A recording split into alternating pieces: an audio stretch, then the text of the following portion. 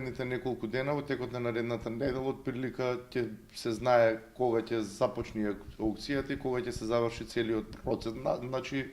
целиот процес ќе заврши многу порано отколку тоа што е предвидено со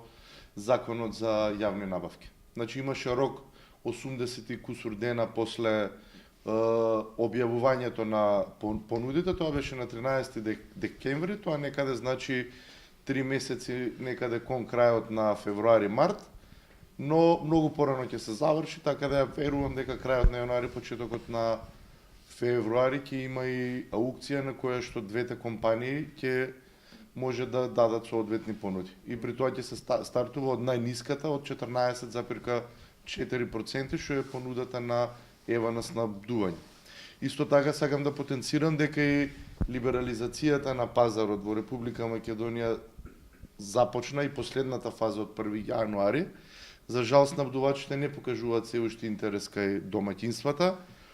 но основна причина за тоа е зголемувањето на цените на регионалниот пазар на електрична енергија, така да од овој најверојатно поради тоа е една од најбитните причини што снабдувачите не се заинтересирани да им нудат да им нудат електрична енергија на домаќинствата, имајќи во предвид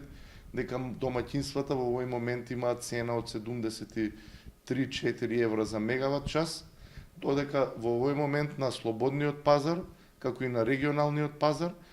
само набавната цена без вклучување на мрежарините е некаде околу 70 евра за мегават сат, така да апсолутно нема интерес кај снабдувачите да нудат нешто што однапред се знае дека би било далеку поскапо. Се надевам дека со паѓањето на цените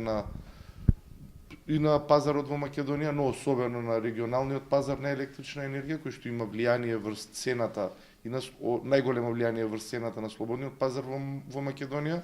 ќе снабдувачите ќе покажат интереси кај домаќинства.